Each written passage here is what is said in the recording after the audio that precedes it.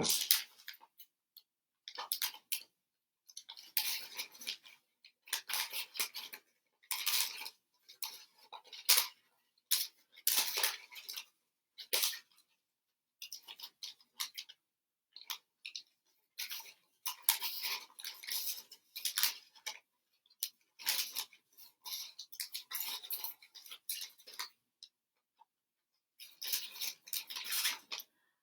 morning.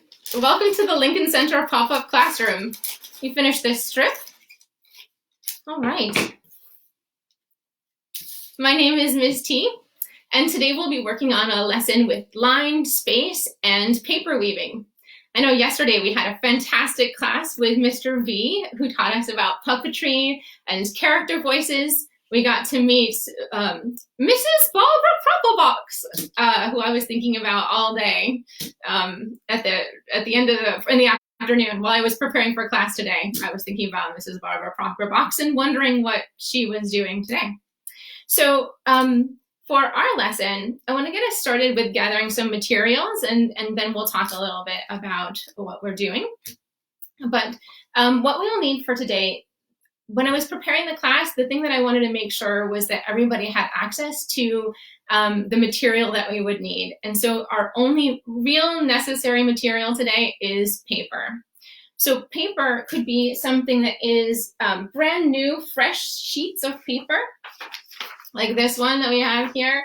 I was lucky enough to get this stack of like gorgeous, fresh, new, beautiful paper, but I don't need that. What I really need, or all I really need, is to do a little hunting. Look for my paper that's headed for recycling so I can get some paper from cardboard boxes from my kitchen. I had actually just gotten rid of my recycling, so I had to ask a neighbor, do you have any paper that's headed toward your recycling? And what I ended up with was a big stack. This is a friend that really likes to keep some paper available. So I've stopped calling this junk mail because I found out that it's really treasure mail. And if you find me calling this junk mail, I would love it if you pop up a comment. Oh, let's talk about that. So I'd like to also talk to the adults for a moment. So adults, I want you to stay in the classroom with us if it's possible. You could help the young artists with adding a comment into the comment section, or if they'd like to give a reaction, you can help them with that. They also at some point in time might need an artist assistant. If they do, I'd like to make sure that all of the artist choices are made by the young artists, but they might need some help with making the strips that we'll be making for our paper weaving. Also, I encourage you to make an artwork yourself. So if you hear me refer to this lovely paper here as junk mail, give me a face, because really I discovered it's treasure mail. When I opened some of these envelopes, I saw these patterns. Look at that. Isn't that gorgeous? That is absolutely delightful. It's blue, it's fancy. I've got a green one here. And then I also found that for me in my house, some of my paper, or it's TP. Some of my TP is wrapped in these like really beautiful patterns. I actually use these to wrap presents for Christmas because I like to be environmental and use everything that I can possibly use. So paper, hunt for a little bit of paper. It can be new paper, it can be used paper. The other thing that you could use is scissors. You don't need scissors, you just need something that will cut your paper. That can be these. So if you have these that are working today, and or the scissors, you could use that. Something that makes marks. So if you have markers, or if you have color pencils, you might want to gather one of those. And something that sticks or holds paper in place. So you can use a glue stick, tape, if you have glue dots, I figured out something else that could stick things in place, and that is if you do have in your how I'm going to say the mail, treasure mail, if you have in your treasure mail any of the envelopes that have not been sealed, like return this envelope, that has some adhesive on it. So here's our materials. I'm going to leave this here for a moment. Great. So while you're gathering some of those materials, I would like to say what's coming up. So on Lincoln Center Pop-Up Classroom, tomorrow we have Ms. Ashley, and she's going to be doing some songwriting with us. I love songwriting, and I love, again, as Mr. B said, I love Ms. Ashley's voice. And then we have Deborah coming up, who is going to be, she's a mover. She's a mover, and she's going to have us be moving our bodies and creating some dance. And then we have Mr. Damien. Mr. Damien is a musician. He's like so cool. You're going to really enjoy making music or exploring music with Mr. Damien. Okay, so I'm going to move this guy over to this side. Actually, I'm going to move him to this side. Okay, and I'll leave him up for a little bit longer. First off, what we are going to do is explore some line, and what can a line do? If you have a pad and something to mark with, you can use that for this moment. Or if you don't have a pad, you still got this marker right here. So this marker can draw in space, or this marker can be on your table and draw a little bit of line here. So for our purposes, a line is going to be a mark that has a beginning and an end. Those lines, it could be, oh, there we go. It could be short. So maybe I would make a short line on my paper. It could be a medium-sized line. Maybe I'd make it a little bit longer. Or it could be a long line, and that long line could go, oh, and maybe it just like keeps going all the way around the world and comes back on the other side. But lines, sometimes they can do some business first, right? They don't have to go from exactly, well, they don't have to go exactly from one end to the other in a kind of straight line. That's not very straight. They can do like, they can make a curve. What does that line do? It makes a curve. And then a line could do a bunch of business before it comes to the end. Let's see, this line, oh, he's super busy. He's got a lot of stuff to do. So what does this line do? He wanders, he wiggles. So could you make a few lines on your paper and then let me know what your line did? So why don't we make 2 lines? Figure out a couple lines and see what those lines can do. I'll make some lines with you. Let's see. What can my line do? I think I'm gonna make my line. Oh, I'm kind of in love with this line these days. And then one more line.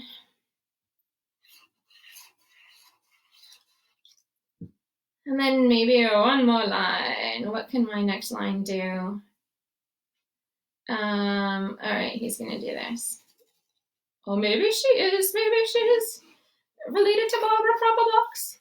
Okay, let's take a look at your lines. I'm actually gonna put this guy down right now. So we have this space.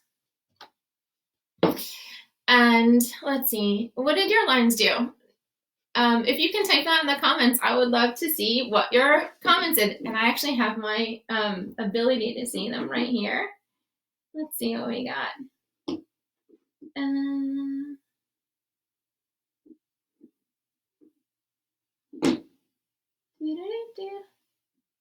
We'll hope you'll be able to see them in a minute. Lincoln Center has a lot going on. Oh, there we are.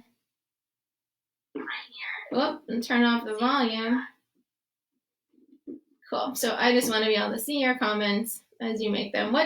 If you're going to name your line, what does your line do? So for me, if I were going to name this line right here, to me, it looks like mountains. This is the one that I'm in love with right now. It looks like mountains, and it goes up, down, up, down, up, down, up, down. So I would call that my mountain line. Not a mountain lion, as I said when I was thinking about this before. Okay, it's not an original joke. And then, but a mountain line. And then this line, what does this line do? It makes a bunch of loop-de-loops, right? This could be my loop-de-loop line. And this, I'm still loving this guy too. He just like wiggles all over the place. Oh, this was my new line that I added.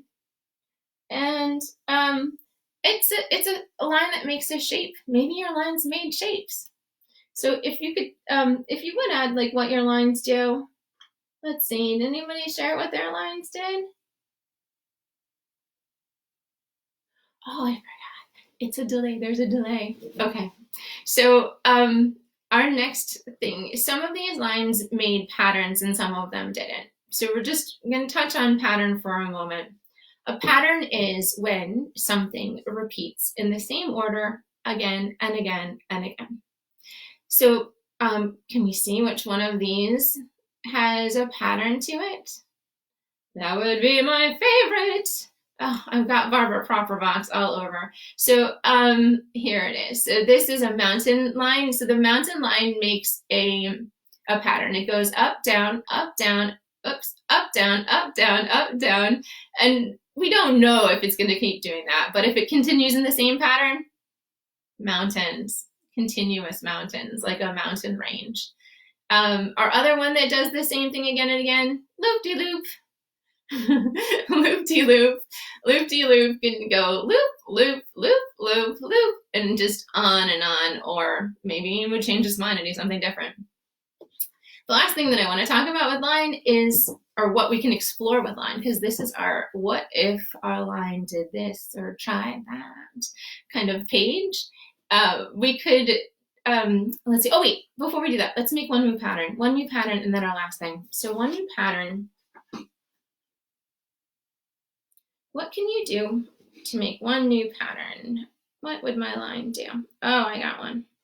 So we can go like that and then do that same thing again and again and again. And oh, I just thought of one last pattern. Whoop, whoop, whoop, whoop, whoop. Cool. So looking at the lines that you made, again, what do those lines do? For me, look at that. So it makes me think of monster teeth. Rah! Like monster teeth kind of jumping down. And this line like swooped and swooped and swooped. Kind of like some waves on the ocean, or waves on the waves underneath my boat. Yeah, so you can see what your pattern lines do. The last thing that we're going to do is think about how these lines can like have a relationship with one another. So one way lines can have a relationship with one another is a crisscross. And another way, oh, I was thinking, let's see. Oh, there's this one too. Parallel lines, they just hang out together, but they don't really want to touch each other so much. Can you think of any other ways that lines can have a relationship? I'll draw one more. Well, these guys like to do the same thing, but not exactly the same way. And, well, see if you can find out some other relationship lines. But we'll talk about these in a little bit. So we got relationship lines, we have pattern lines, we have non-pattern lines. But these lines, they're so flat. They're so flat. We need to take them into space. So what we need to do for that is to make our weaving matte so that our lines have a place to rest on, and then they can start to go up into space. So let's leave our lines here for a moment. Oh, and I would love to see your lines. If you have lines that you'd like to share that you figured out, because one of the great things with making art together is that we get to see what other people have done and have new ideas ourselves. There's not one way to make art. There's not one line to make. That would be so boring. Can you imagine going to a museum and just seeing one line again and again and again? That would be really boring. So when we share our lines, we inspire other people. If you'd like to share those, you can share on your social media at lincolncenter.home. Lincoln Center at home. Lincoln Center at home. I hope you share your lines and then your weavings when you're done with them.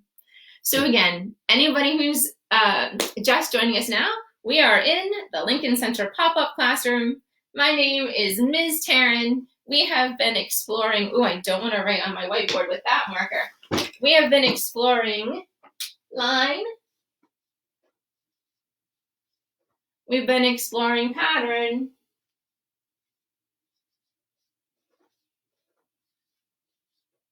Let's get one here. Woo, my mountains. Oh, a line. And then we are about to explore space. What kind of writing is that, Ms. Taryn? Whoa. There. That's pretty nice. We've been exploring line, pattern, and we're going to be exploring space. So, could you let me know how many people out there are going to, how many artists out there are going to be tearing, or Taryn, like Ms. Taryn, and how many people of you are going to be using scissors? So who's cutting and who's tearing? Oh, that's me. No, who's tearing their paper? Okay, so the first thing I need is to make some strips. Some strips of paper are going to be what I'm going to use to weave, because weaving has two parts.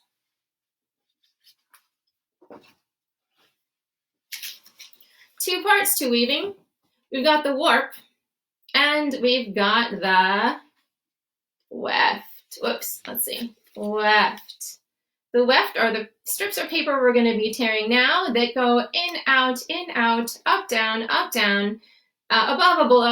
and below in a pattern for our over our warp. And you can see these two lines are not only doing a pattern, they are also in relationship to each other. Remember our crisscross? The mat, this part of our weaving, is going to be all crisscross. So let me put our warp back for now.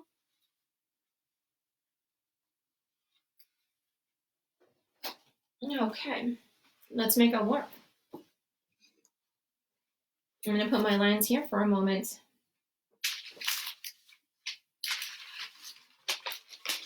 So,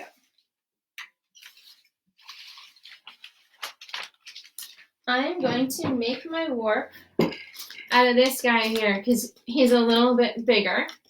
And so what I need to do first is to tear my edges and then open up my envelope. For tearing, the best way to do it is to make a sharp fold. So when you fold it, fold your paper down where you want the edge to be, where you want your tear to be. You're gonna run your nail or run something. You can even run something like, let's say, my glue stick would be good to make it like nice and flat and a sharp edge. You can pinch it between your fingers. And then you're gonna make your tears. If it's nice and sharp, you should be able to hold it down with one hand and tear it with the other.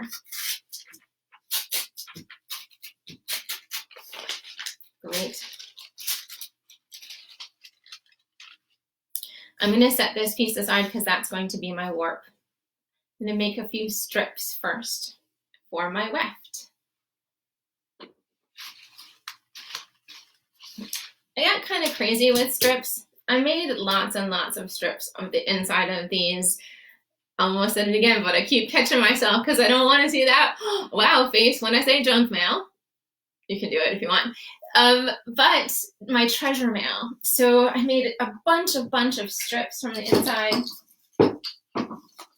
Here are some of them. that I just like trying to be organized and organize my strips. So for this page, what I'm going to do is fold my strips. I would like them to be about a nickel's length or a quarter's width, not length. So about the width of a quarter nickel. It's a nickel. About the width of a quarter. Let's make a few strips. So I kind of free-folded this. So I was told about the cooking shows, as Mr. B mentioned yesterday. So we want a few things prepared because we don't have a ton of time with you. Hopefully you will continue this project after we're no longer together. So we'll be together in spirit. So I'm making my strips with, and again, I folded this to a nice sharp edge. So that's all I need if I'm tearing, and I'm always Miss Taryn. So that's all we really need, is to fold a sharp edge and then tear our strips. So I'm going to put these aside for right now. I'm seeing some tearing. And I'm going to cut the rest of these strips with our mail. If you are using fresh new paper, guess what? You can make all the choices you want. You're not limited by the shape of the material or the condition of the material. Like for this, I can't use this part because my neighbor, who is so kind to give me this treasure mail, he really tears into his mail when he gets it. So he's not a nice, neat opener. He's a, I gotta get my mail kind of opener. So here are my strips. I'm gonna leave these to the side. And for those of you who are cutting, you got this. You got this. So you're gonna just make a few strips with your, again, a nickels to a quarters width. And let me tell you, cutting does take some practice, but you get better. So I know when I was little and my hands were littler, it was, trying to manage the things. Also, these scissors. I think these are scissors that maybe an adult artist would use. So make sure that the scissors that you use are something that's appropriate for your age and ability. Safety first. So cut a few more strips of this. I've been practicing my cutting, so I got pretty straight edges here. Pretty consistent width. And the width is how wide I make my strip. So if you're just joining us, we are making our mat to take some of the lines that we drew into space. I'm gonna cut one more line here, one more strip. I mean, the strips, I think of them as lines. They're a little bit thicker than the lines that we drew. And if we were going to be super technical, we might say that it is a rectangle, really, because it has some height here. It's got this like long width here. So really it's kind of a rectangle. Whereas when we made our lines, they were lines, right? Okay, so now we have our strips. I'm going to clear my desk off a little bit so we have some space to work in. I've got some of my strips here. I've got, this is what I'm going to use for my warp. I'm going to put that here. And I've got some of my strips here. So now what I need to do, these are going to be my weft. I need to have a warp. So we remember the warp is the orange here, the thing that we're weaving into, and then the weft are our strips that we're weaving over and under our warp. As I said, I'm going to use this guy because he's big for my warp. And yeah, so what I'll do is, sorry guys, you're going to have to move over. Yep, hang out over there. Okay. No. So again, I'm going to make it so that I have, I'm folding for my folders, and I'm going to actually set the cutters like right off. So this is about the width of a quarter or a nickel. I can even check. Oh yeah, pretty good, huh? Pretty good. All right, so when you're making your weft, unlike a strip, you do not want to go all the way through. You don't want to take it all the way to the end. You want to hang out a little bit and give it a little, let them stay attached. Let them stay like close to each other. Okay, so I'm going to tear a couple, and then I'm going to move on to my scissors. We're all going to be working at our own pace. If you love this as much as I do, you're not going to want to stop. I mean, last night I needed to go to bed, and I thought, oh, I need one more thing for my wall. I need one more thing for my Lincoln Center pop-up classroom wall. And so I made this guy when I should have been going to bed. Okay, so I'm getting my sharp edge for my warp. And I'm going to tear it. I'm done with making my silly joke. For now. Yes. I'm wondering how many of you watched Mr. B's puppetry lesson and then made a puppet show. He set us up to be able to make the most fantastic puppet show. I really wondered what happened with his two characters, especially Barbara. And there she went to the opera. And tomorrow, we have a real opera singer tomorrow. I make visual arts, and I do actually some puppetry. I've done some acting and some writing.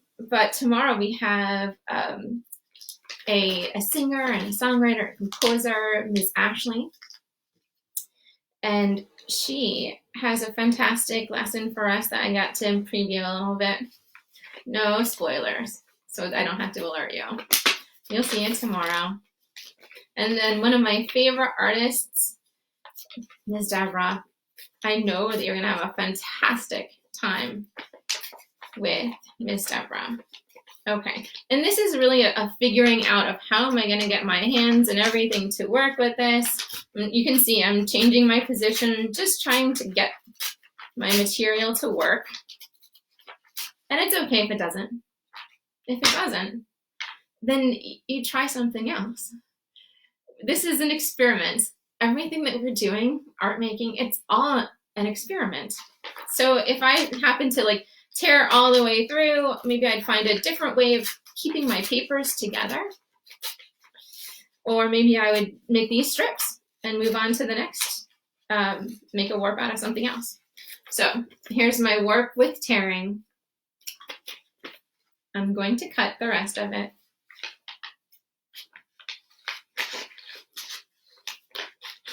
You can see it's a little bit quicker.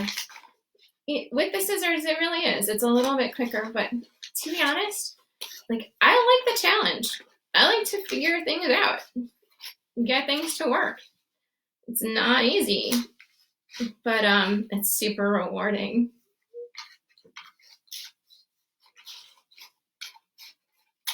All right, so I've got my warp. Actually, I'll trim this little edge here. I kind of like that it's messy. And you know what? I can leave it. You know why? Because it's like on the edge. It doesn't have to be like all so fancy and perfect. The inside has to be a little fancy and perfect because these paper, the weft is going to go in between. So a nice smooth edge is kind of good. I have a weaving over here that does not have soft, smooth edges. I'll see if I can bring it to camera in a little bit, but when I tore that, I just tore it. So it's like, that's how I learned that I really want my edges a little bit smoother. Okay, so for our, I kind of have one made, cooking show, But for the people who are using fresh new paper, I think you don't really need me to cut a line, but I'll cut one line for you just to show what we're doing. It's kind of like 2 projects at once here. The fresh new paper team. Can I get a shout out? And the recycle material team. Woo! Treasure mail. It's gonna be trending. It'll be like hashtag treasure mail, and everybody will be posting that stuff. But let's do that one more time. Hey, Lincoln Center at home. If you post your maybe use some of your cool strips or your warp, if you're like super proud of your warp and how it turned out. Okay, so I've got my warp for my the fresh paper, the new paper, and hang out over here for a second. Treasure paper warp, and I'm gonna do a couple of strips of warp. So making our mat. Before we take our lines into space, the way that we weave is, as I said, it goes with our warp and our weft. It's a pattern, over and under, over and under, over and under. So if I start my first, I'll try and weave vertically for a moment. So if I start my first, I might go over the first piece of warp. Yeah, no, actually I'm gonna go under because it's gonna be easier for me to hold on to it. And then maybe I'll go under my next piece of warp and over, and then under. Can you see that? And then over one last time. I don't like to weave in the air, so I will show you how I do it on my desk, but you can see it over, under, over, under. What I like to do. Oh, and also your weaving is gonna slip. That's a spoiler alert. Your weaving is going to slip. Patience is where we're at with this, and actually sometimes a little glue, but don't put it on yet. Don't glue yet. I'll tell you when we need some glue. So let's see. I've got what I like to do is I really like to totally lift my warp my warp pieces, and then slide my weft piece in there, and then just bring it up. So I'm going to hold on to it, hope it doesn't slip. There we go. And I'll do one more with our fresh paper people. Again, I'm going to lift it up. And this can be facing me. I'm just facing it toward you to give me, like, really make you be able to see. And then I'll take my other piece and I'll put it in. Slide it up. So we're building our mat here. Fresh paper people, please continue to work until you get closer to your edge. I'm gonna put the fresh paper away over here. And now, treasure mail people, or recycle paper people. Let's see. So I'm gonna use my green strips that I made with you. And again, I'm gonna over, under, over, under, over, under a pattern. So here's the first line. And again, since I tore a little, since I cut a little, it's a little bit extra making it work. So there's my first one. I found these fantastic envelopes. I'm not gonna kid. So inside the envelopes, the pattern, you're not gonna believe this. The pattern was stars. Look at that. The pattern is stars. So I'm gonna put my star pattern for my star strips. And same thing. So if I started under on the first line here, then I need to go over for that first one. So I lift the second one, I'll leave the third one down, I'll lift the next one, and I'll leave the next one down. And then I'm going to do this really pretty blue one that I also found on the inside of an envelope, like a surprise. Now you're going to be opening all the envelopes to see, like, what's inside? What pattern did this maker use? Okay. So Recycle paper weavers, keep on weaving. I have a mat. I have a mat that I'm gonna bring out. So this was supposed to be like my cooking show, like it's all prepared and everything. It's not totally prepared. I thought, oh, I should do like one more. Let me do the pattern here. So I went blue, green, pink, orange, yellow, blue, green, pink, orange is going in. It goes under, over, under, over. Oh, paper fact. I did want to share this paper fact with you because I just think it's so awesome. So paper comes from China. That's where it was invented, or the idea of paper comes from China. That's who invented it, and thousands of years ago. And they weren't making, we use trees to make our paper most often. Now there's a lot of things that are making hemp paper, bamboo paper, but they used old clothes. They used rags and soaked them, make them in tiny, tiny, tiny pieces until because their clothes were made of cotton. So that's fiber. Cotton is from a plant, just like wood is from a plant. And they poured the liquid pulp into a screen and put pressure on it and let it dry. Paper at that time was super valuable, super precious. Like only very wealthy people have it. Look how wealthy we are. We have so much paper. So here's our mat. For people who have fresh new paper, you are now going to cut some thinner strips.